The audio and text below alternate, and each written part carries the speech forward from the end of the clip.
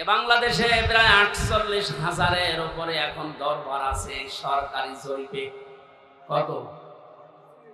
বিভিন্ন জায়গা থেকে একই কথা আসে যে কিয়ামতে আমার এই পীর সাহেব লক্ষ লক্ষ মানুষ নিয়ে কিয়ামতে উঠবে। তার তাহা মিথ্যা কথা। কোরআনে কারিমের সূরা মারিয়াম ১৬ নম্বর পারার ১০ নম্বর পৃষ্ঠার ১৫ নম্বর লাইনের ৯৫ নম্বর আয়াত শেষ নাম্বার রুকুতে আছে।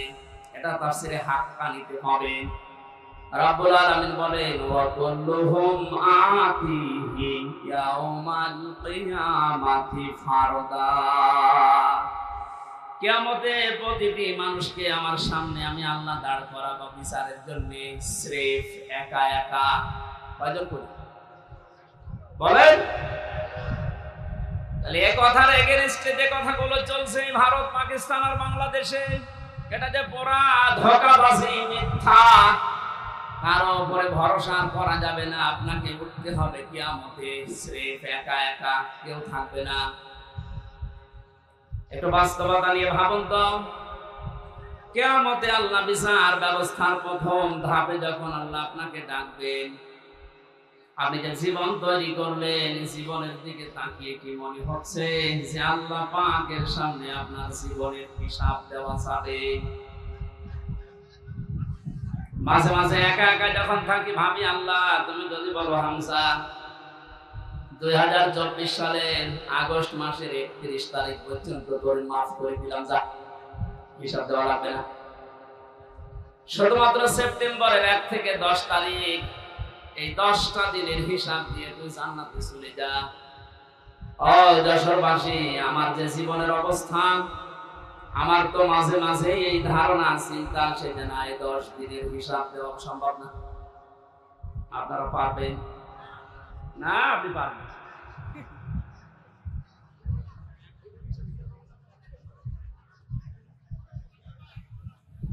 কিয়ামতের দ্বিতীয় ধাপ সেটা শুরু হবে। এবার আল্লাহর একা ডাকবে না। কোরআনে কারীম জানিয়েছে ইয়াউমা নাদউ কুল্লা উনাসিন বিইমানিহিম।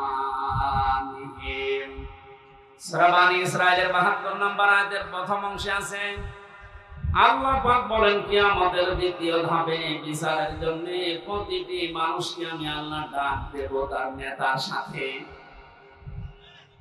এতক্ষণ পর্যন্ত যে ৪-৫ মিনিট আপনাদেরকে আমি উল্টাপাল্টা বলছি না, এই কারণে কিয়ামতে কিন্তু আপনি এবার দ্বিতীয় ধাপে আল্লাহর কাছে একা উঠতে পারবেন না, নেতা সহ উঠতে হবে।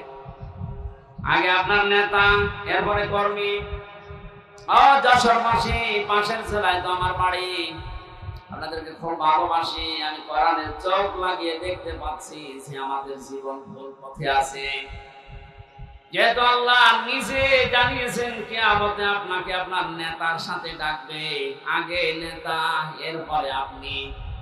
এবার নিজে ভেবে বলেন তো যে নেতার আদর্শ আপনি মানেন, যার পেছনে স্লোগান দেন, যাকে ভোট দেন, যার আদর্শ মেনে আপনি খুশি, সেই লোকটা যদি আপনার সামনে কিয়ামতে থাকে, আপনি তার পেছনে বলেন ওর যা চরিত্র, ওর যা আদর্শ, ওর যা চেহারা সুরাত, ওকে দেখে আল্লাহ মাফ করবে বলে মনে হয়। দেখলেন? এখন বলছে না, ও তো ধরা খাবে।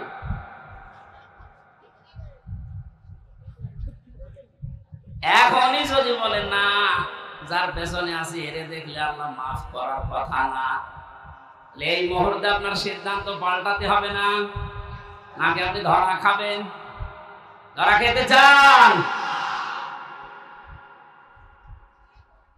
এই জন্যই আমি আহ্বান জানাচ্ছি যাদের নেতা ঠিক নেই, এখন যদি বলেন নবীজি তো নেই, আমি মানবো কাকে? হ্যাঁ, কোরআনে কারীম জানিয়েছে ইয়া আইয়ুহাল্লাযীনা আমানু আতিউল্লাহা ওয়া আতিউর রাসূলা ওয়া উলিল আমরি মিনকুম ইলা আখির আয়াত। সূরা নিসা ৫ নম্বর ৬ নম্বর পৃষ্ঠা ১০ নম্বর লাইনে ৫৯ নম্বর আয়াত, এটা প্রথম অংশে আছে। এটা তাফসীরে ফি জিলালিল কোরআন পাবেন। সাইয়্যিদ কুতুব লিখেছেন আল্লাহ ডাক দিয়েছেন ইমানদারেরা আমাকে মেনে নাও, আমার আনুগত্য করো, আমার রাসূলের আনুগত্য করো। আর তোমাদের ভেতরে যারা উলিল আমর আছে, নেতা আছে,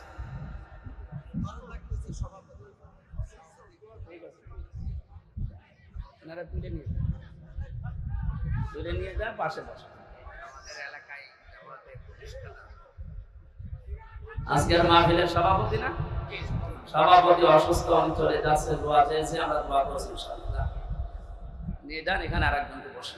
সুবহানাল্লাহ, আলহামদুলিল্লাহ,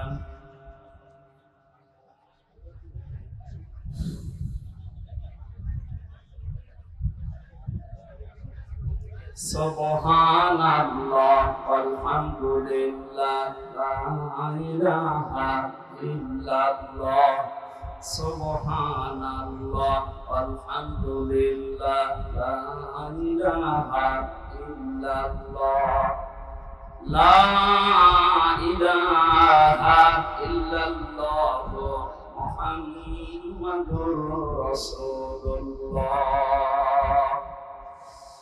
যশোরবাসী, আল্লাহ এবং রাসূলের আনুগত্য করা লাগবে। এখানে কোনো শর্ত দেওয়া যাবে না, প্রশ্ন করা যাবে না। এই জন্য আতিউ শব্দটা, এই ভাব, এই ক্রিয়া, এই ফেল, এটা আল্লাহ নিজের নামে, রাসূলের নামে দিয়েছেন। কিয়ামত পর্যন্ত যেহেতু রাসূলুল্লাহ দুনিয়ায় থাকবে না, এই জন্য উলিল আমর কিয়ামত পর্যন্ত আসতেই থাকবেন। আল্লাহ রাসূলের পরে যদি দুনিয়ায় কাউকে আপনি আদর্শ মানতে চান, নেতা মানতে চান, সামনে রাখতে চান, দেখতে হবে ওই লোকটা আল্লাহ রাসূলকে মেনে চলে কিনা। এটা যেহেতু নফল না, মুস্তাহাব না, সুন্নাত না, এটা ফরজ। নামাজ যেভাবে ফরজ মনে করে পড়ি, আদর্শ ঠিক করাটাও আমাদের জন্য এই মুহূর্তে ফরজ। কারণ এটার সাথে আমার আখিরাত জড়িত। কথা বলে ঠিক কিনা? যাদের ঠিক নেই, আশা করছি আপনি এখনই পাঠিয়ে যাবে। আল্লাহ রাসূলকে যে লোকটা মেনে চলে, তাকে আপনার মানা ফরজ। যে আল্লাহ রাসূলকে মানে না, তাকে মানা হারাম। এবার আপনার বিবেকের উপরে দিলাম। এই কথা শোনার পরে কারো যদি মনে হয় যে এটা তো রাজনীতি হয়ে গেল, হ্যাঁ এটাই রাজনীতি, আপনার কাছে যেন উল্টো পাল্টা মনে না হয়, এজন্য আমি আয়াত, পারা, পৃষ্ঠা, লাইন, রোগো, সূরার নাম, তাফসীরের নাম বলেছি। আপনি বাড়িতে যেয়ে মিলিয়ে দেখেন। যদি না পান, আমি আর কথা বলবো না। কিন্তু যদি পান, আপনাকে মেনে নেওয়া লাগবে। এক কথা বলেন, আপনি নিজে পড়াশোনা করবেন না কোরআন? হামজা এত পড়াশোনা করে বলবে, আপনি মানবেন না। কি হয়েছে, কি হয়েছে বলেন। আহ্বান জানাচ্ছি আপনার সাথে, যেহেতু আখিরাত সম্পর্কিত, এজন্য আদর্শটা ইয়াসিন বলে আল্লাহ যাকে ডাক দিয়েছেন, তাকে আপনি মেনে নেবেন বলে আমার বিশ্বাস। নয়তো আপনি এত কষ্ট করে লোক দেখানোর জন্য এসেছেন। আল্লাহ আমাদের মনের অবস্থান যেন পরিবর্তন করে দেন, বলেন আমিন।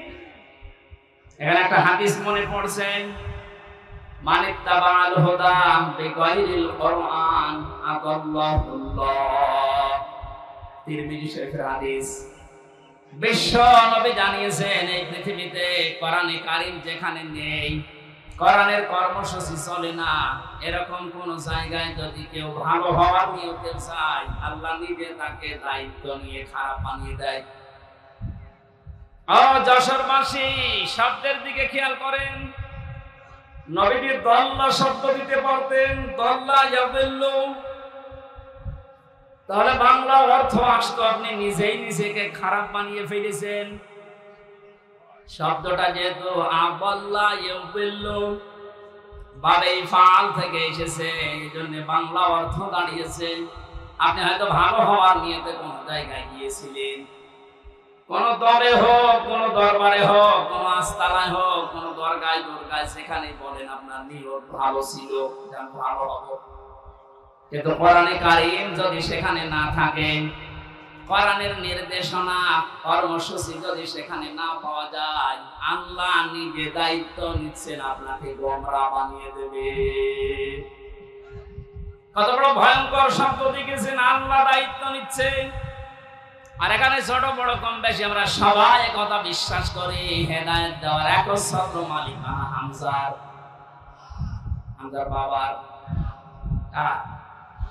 আরো বলেন জোরে, আল্লাহ ছাড়া হেদায়েত কেউ দিতে পারে? তিনি বলছেন আমি তোকে খারাপ বানাবো, যেখানে কোরআন নেই ওখানে যদি ভালো হওয়ার নিয়ে তো যাস। যেহেতু ভালোবাসি আপনাদেরকে, বিভাগে আমার বাড়ি, অন্য বিভাগের লোক যেখানে যায় যাজ্ঞা, আপনারা তো যাবেন জান্নাতে। আজকে থেকে অন্তত সিদ্ধান্ত নিয়ে বাড়ি যান, কোরআন যেখানে নেই ওই দল যদি আমার বাবাও কায়েম করে আমি ওই দলে নেই।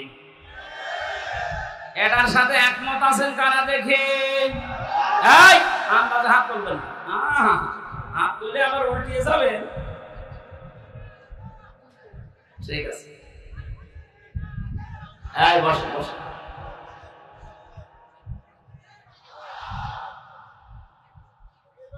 মামা ওয়াজ তো হয়ে গেছে, আবার ওয়াজ করা লাগবে?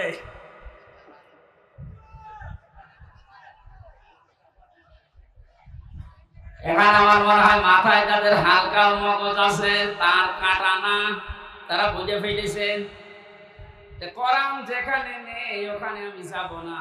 তাহলে এই দেশে কোরআন বাদ দিয়ে কোন দল থাকার কথা বলেন? এটা শুধু আজকে সামিয়ানার নিচে হাত তুলে শেষ না, এটা কিন্তু আল্লাহকে দেখিয়েছেন যে কোরআন যে দরবারে নেই ও দরবারে আমি যাব না, কোরআন সেই দলে নেই ওই দলে আমি থাকবো না। এটা মেনে নিতে পারলে আজকের এই মাহফিল সাকসেস। যে অবস্থা আমরা দেখতে পাচ্ছি, কোরআনে কারিমের দিকে মানুষের ঝোঁক যেভাবে বেড়ে গেছে, ওয়ারাইতান নাসা ইয়াদখুলুনা ফি দীনিল্লাহি আফওয়াজা। আল্লাহ পাক বলেন, হে নবী, যখন আমার সাহায্য আসবে তখন আপনি বিষয় দেখতে পাবেন। আর বিষয়ের যতগুলো ধাপ আছে তার প্রথম ধাপ এটা, বিষয় আসলেই মানুষ দলে দলে পালে পালে আমার ইসলামে প্রবেশ করবে। আগস্টের 5 তারিখের পর থেকে আজকের এই সেপ্টেম্বরের 10, 1 মাস 6 দিনের ব্যবধানে বাস্তবতা আমি যেটা দেখতে পাচ্ছি, বিবিসি নিউজ পেয়েছি, ওই 5 তারিখের আগে যে দেশে 100 জনের মাত্র 16 জন মানুষ চাইতো ইসলামে দেশে কায়েম হোক, অথচ 1 মাস 5-6 দিনের ব্যবধানে গতকালকে রিপোর্ট বেরিয়েছে এই দেশে এখন 100 জনের 34 থেকে 35 জন মানুষ চাচ্ছে দেশে ইসলাম কায়েম হোক। এই জরিপটা ভালো না খারাপ? কিছুদিন যেতে তিনি ভাবেন মুক্ত পরিবেশে ইসলাম প্রচার করার ব্যবস্থা করেন, মানুষকে আপনি একটু ছাড় দেওয়ার চেষ্টা চালান। মুসলমান তো দূরের কথা, বহু হিন্দু এই 1 মাস 6 দিনের ভেতরে আমি মুসলমান বানিয়েছি। ওরা দলে দলে পালে পালে আসার চেষ্টায় আছে। আর যারা হালকা জালেম ছিল, আমার বাড়ি কুষ্টিয়ার হালসা, আমার বংশের 100 জনের 98 জন ছিল জালেম। আমি জালেম বলছি এই কারণে, কারণ ও দলে যারা ছিল সবই জালেম। এই কথা বলছেন, সব জালেম না? 5 তারিখের 1:30 পর্যন্ত কেউ কল দেয়নি। বিকাল 5টার পরে আমার বংশের লোকজন বসে, বাবাজি কি হয়েছে? বলছে আমরা এখন আর আওয়ামী লীগ নেই, আমরা এখন জামাত ইসলাম। কিসের জামাত? আপনাদেরকে এখনই নেওয়া হবে না, আর একটু পরে। এখানে ছোটখাটো জালেম যারা আছে ওরা কিন্তু অনেকে ঘুরে গেছে, এখন দেখছে যে না, বহু চেষ্টা চালালাম, এই কয়দিনে হালে পানি নেয়নি। 5 তারিখের পর থেকে এই পর্যন্ত আমরা প্রায় 8-9টা ইস্যু দাঁড় করাতে দেখেছি, একটাও এদেশে টেকে নাই। ওরা প্রথম চেষ্টা চালিয়েছিল হিন্দুদেরকে দিয়ে, বলেছে এরা সংখ্যালঘু। খুশির সংবাদ, বাংলার জামাত ইসলামের কেন্দ্রীয় আমির ডক্টর শফিকুর রহমান ঘোষণা দিয়েছে দেশের সংখ্যালঘু সংখ্যাগুরু বলে কিছু নেই। হিন্দুদের এখন মনের ভেতরে এই সাহস। আজকে একটা রিপোর্ট দেখলাম, এক হিন্দু জানিয়েছে এদের যদি ইসলামের হাতে তুলে দেওয়া যায় আমরা সব চাইতে বেশি নিরাপদে থাকবো। ওটা নিয়ে যখন হাতে পানি নেয়নি তখন চেষ্টা করছে, দেখি বিচারপতিকে দিয়ে একটা চেষ্টা চালিয়েছে, পারে নাই। ওইদিন আমি কোর্টে ছিলাম। এরপরে চালিয়েছে আনসার দিয়ে। কিসের আনসার? কোথায় ছিলেন আপনি এতদিন? আপনার দাবি কোথায় ছিলেন 15 বছর? বলেন। 42,000 আনসার নিয়োগ দিয়েছে এই কয়েক বছরে, তার 32,000 গোপালগঞ্জে। আমরা যে এখনো 63টা ছিলাম লোক আছি, আমরা কি ঘাস কাটবো? ভান্ডার তো একটা শেষ থাকে। জিপিএ 5 পেয়ে আমাদের চাকরি হয় না, আর ওদের 2.2। তার মানে বোঝা যাচ্ছে যে দুর্বেশনকে আমরা ধরে ফেলেছি। আমার মনে হয় পুলিশ ছাড়া কিছুদিন যেভাবে দেশ চলেছে, পুলিশের মতো এত বড় বাহিনী ছাড়া যদি দেশ চলতে পারে, আনসার ছাড়া দেশ চলবে একা। কোনো দরকার নেই, বাহিনী বিলুপ্ত করে দেন। এরপরে চেষ্টা চালিয়েছে ডাক্তারদেরকে নিয়ে, পারে নাই। এখন শুনছে সামনে ওদের দুর্বিসন্ধি গার্মেন্টসের কর্মীদেরকে লাগাবে, আশা করছে হালে পানি নেবে না। সালেমদের যা চরিত্র এই 16 বছরে তো দেখেছি, ওরা দেখবেন গলন্দ ঘাটের এই বেশ্যাদের কোন হবে। যাই করছেন কিছুতেই কিছু হবে না। অনেকে বুঝে ফেলেছেন যে না, জালেম যখন শেষ, অন্তত আমি আর জালেম হয়ে আল্লাহর টার্গেট হব না। কারণ জালেম যারা, এরা হামজার টার্গেট। কার বলেন? যশোরবাসী কান খাড়া করেন। কোরআনে কারীম জানাচ্ছে ইন্নামাস সাবিলু আলাল্লাযীনা ইয়াযলিমুনান নাস। ইলা আখির আয়াত। সূরা শুরা 25 নম্বর পারা 6 নম্বর পৃষ্ঠা 13 নম্বর লাইনের 42 নম্বর আয়াতে এটা তাফসীরে ইবনে কাসির আছে। ব্যাখ্যা সহ বলতে গেলে অনেক সময় লাগবে, যেহেতু আমি একটা আয়াত পড়েছি একটা টার্গেট নিয়ে।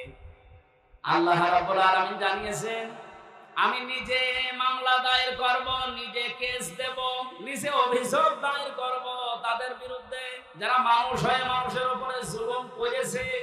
সামনেও করবে, এখন করছে না অনেকে জুলুম।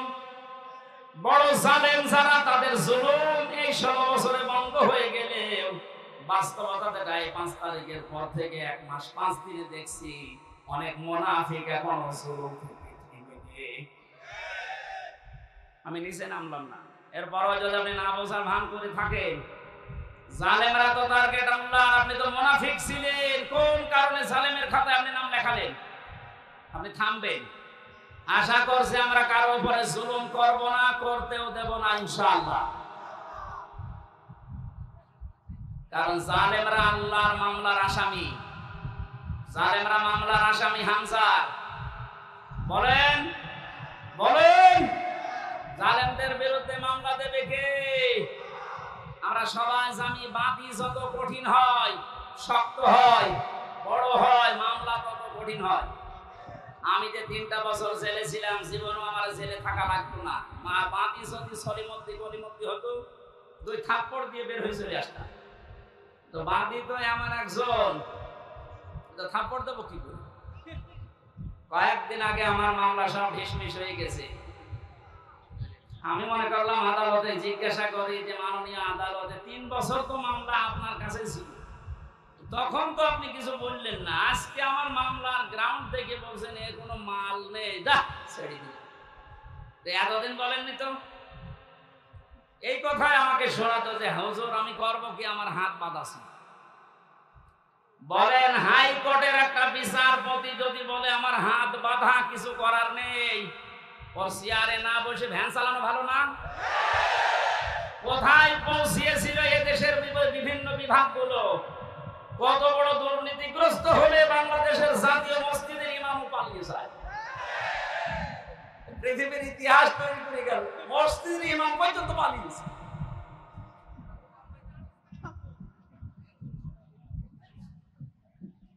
যশোরবাসী, আমার মামলার যেহেতু বাদী ছিল এমন একজন, আমার আর মাওলানা মামুনুল হকের বহুবার মামলা আমরা তুলেছি, প্রায় 30 থেকে 31 বার। সিএমএম কোর্ট, জজ কোর্ট, হাইকোর্ট, যতবারই মামলা তোলা হয় বলে না উপরের নির্দেশ। কার? উপরের নির্দেশ ছাড়া হবে না।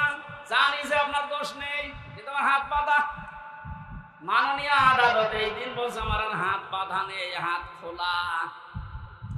বৈষম্য বিরোধী ছাত্র আন্দোলনে যারা জীবন দিয়েছে প্রায় 1700-র উপরে মারা গেছে, আর 2700-র উপরে এখন হাসপাতালে আছে। এদের যে 9টা দাবি ছিল, প্রথম দাবি সবার হাত আমরা খুলতে চাই। এক কথা বলুন, কারো হাত বাঁধা থাকবে না। এদেশে 1628 জন মানুষ আছে এই চেয়ারে, সব হাত বাঁধা ছিল, শুধু একটা হাত খোলা ছিল। সে যাই হোক, আপনার বলার দরকার নেই, আসলে নাম ধরা ছিল। এই একটা হাত খোলা ছিল, বাকি 1628 জন যারা আছে সব চেয়ারের হাত বাঁধা, এখন হাত খুলে গেছে। আমরা চাই সংস্কার যখন আরম্ভ হয়েছে বাংলাদেশে, খুব তাড়াতাড়ি যারা দায়িত্বে আছেন এই 1628 জন মানুষকে পাল্টিয়ে নতুন মানুষ এখানে নিয়ে আসে, কারণ এগুলো সব জালেমদের দোষর। প্রশাসনের আজ আমার বাড়ির নিচতলায় একজন পুলিশ ভাড়া ছিল, ও যে 5 তারিখের পর থেকে কোথায় পালিয়েছে আল্লাহ জানে। রোজা লাইট দিয়ে খুঁজে পাচ্ছে, ঘর যে তালা মারা, এই মারাই আছে। প্রশাসনের উপরে মানুষের আজ এই ক্ষোভ, এই রাগ, এই ঘৃণা মাত্র কয়েকটা কুলাঙ্গারের কারণে। এক কথা বলেন না কেন? বিশেষ করে এসবির যে Monirul, counter terrorism Asaduzzaman, DC Mannan, বাকিগুলোর নাম আমি ঘৃণা করি, ওদের নাম নেই না, কারণ ওগুলো মানুষ না, ওগুলো জানোয়ারের চাইতেও খারাপ। তারপরে একবার করে বলছি, এই যে বেনজির, কিসের বেনজির? বেনজির, এর কোন নজির নেই দুনিয়ায়। এই সমস্ত হারামি খারাপি বদসাদ মানুষের কারণে আজ এই যে পেছনে পুলিশ দাঁড়িয়ে আছে, দেখলেই মানুষ ঘৃণা করছে। একটা সাধারণ মানুষের কি দোষ? যাদের কারণে এই বিভাগটা নষ্ট হয়েছে প্রত্যেককে বিচারের আওতায় আনা লাগবে। গুলির অর্ডার দিয়েছে, আরো ভিডিও করে দেখাচ্ছে, স্যার গুলি মারি একটা, মরে একটা, আর কেউ চায় না। কত বড় শয়তান! ওর বিবেক আছে? আমাদেরকে রিমান্ডে মাটির নিচে নিয়ে যেভাবে বিভিন্ন জিনিস দেখিয়েছে, আমার মনে হয় এই মানুষগুলোকে এখন ওই জিনিসগুলো দেখানো দরকার। আমারে শেষ পর্যন্ত বলেছিল, যা বলতে বলছি যদি না বলেন, 11 ঘন্টা আমার টাঙিয়েছে। আমি বলি না বাড়িতে, কারণ এরা দুঃখ পাবে। এই কারণে চোখ কালো কাপড় দিয়ে বেঁধে রেখে, পেছনে হাত বেঁধে, ডান্ডা বেড়ি দিয়ে, মাথায় দড়ি দিয়ে 11 ঘন্টা টাঙিয়েছে। আমার 4 ওয়াক্ত নামাজ পড়তে দেয়নি, সব ইশারায় পড়েছিলাম। এই কথা শুনতে,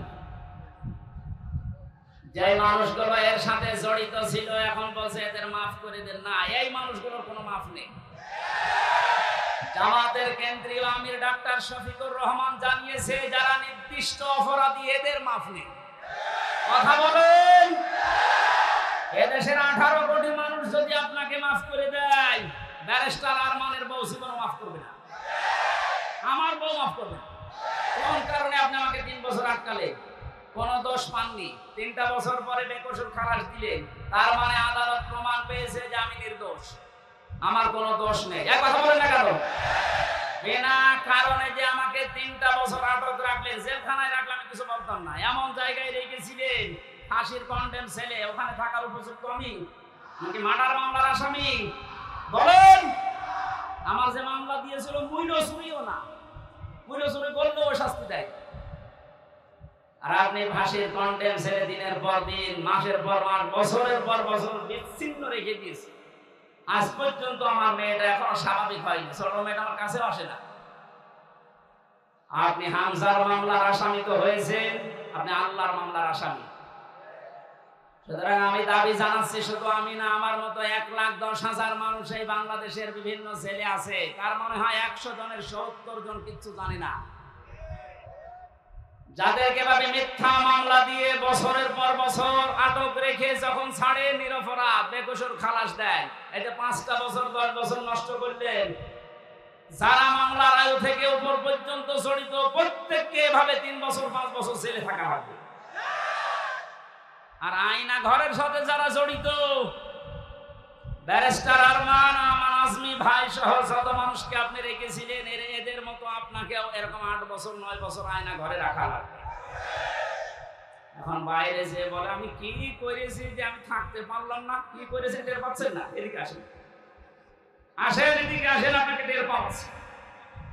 কি মানুষ, একটা জীবিত মানুষকে কবর সেলের ভেতরে 8টা বছর।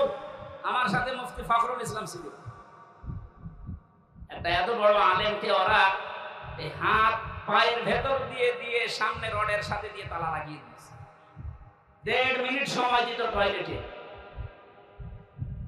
পৃথিবীতে এত কষ্ট দেওয়া যায় মাটির নিচে, না দেখলে আমারও বিশ্বাস হতো না।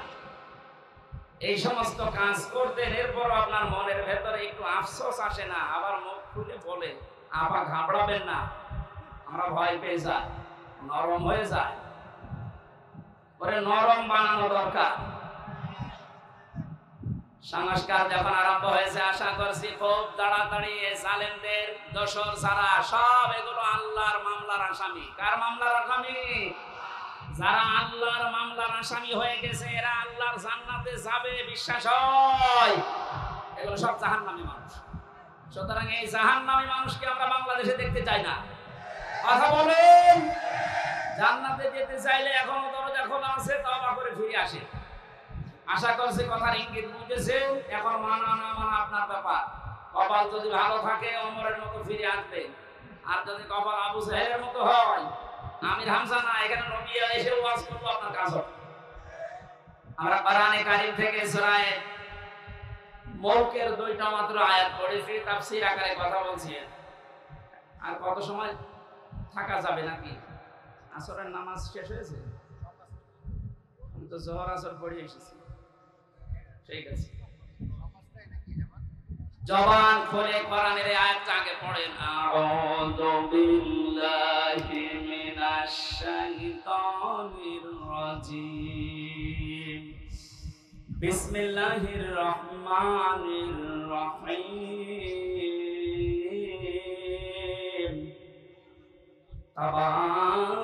তাবারাকাল্লাযী বিয়াদিহিল মুলকু ওয়া হুয়া আলা কুল্লি শাইইন কাদির। সূরা মুলক কোন সূরা? মুলক মানে রাজত্ব। মুলক মানে কি? এই আয়াতটা, এই সূরাটা আল্লাহ নাযিল করে 30টা বিষয়ের ভেতরে দিয়েছেন। মানুষদেরকে জানাতে চেয়েছেন রাজত্বের আসল মালিক আমি আল্লাহ। মাঝে মাঝে কাউকে চেয়ারে বসাই পরীক্ষা করার জন্য। তাহলে রাজত্বের মালিক কে বলেন তো? বলিল্লাহুম্মা মালিকাল মুলকি তুতিল মুলকা মান তাশা ওয়া তানজিউল মুলকা মিম্মান তাশা ইলা আখিরি আয়াত। রব্বুল আলামিন বলেন পৃথিবীর মানুষকে আপনি জানিয়ে দেন রাজত্বের মালিক আমি আল্লাহ। যাকে ইচ্ছা এটা দান করি, যাকে ইচ্ছা ওখান থেকে নামিয়ে দেয়। তাহলে এই বিশ্বাস যারা করে যে রাজত্বের আসল মালিক আল্লাহ, এখানে বসলে কোনোদিন তার ভেতর আর অহংকার আসবে না।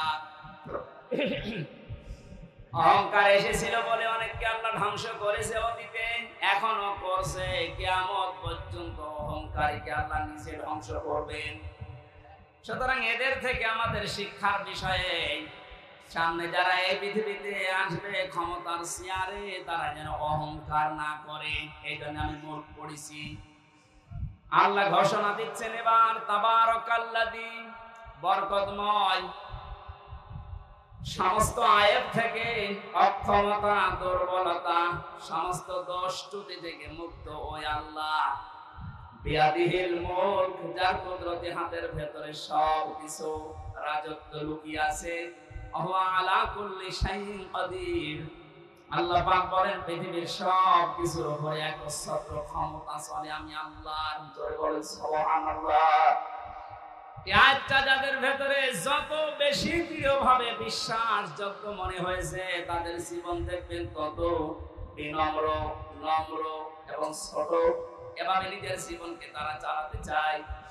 যারা বিশ্বাস করে যে না, সব কিছুর উপরে একজন ক্ষমতা চালাচ্ছে, এ মানুষটা জীবনেও কোনোদিন অহংকারী, তাকাব্বুরি নিজের ভেতর থেকে প্রকাশ করতে পারবে না। আল্লাহ এরকম বান্দাদের ভেতরে আমাদেরকে শামিল করেন, বলেন আমিন। এতক্ষণ পর্যন্ত আল্লাহ নিজের পরিচয় তুলে ধরছিলেন, বড়ত্বের, মহত্বের, বিশালত্বের।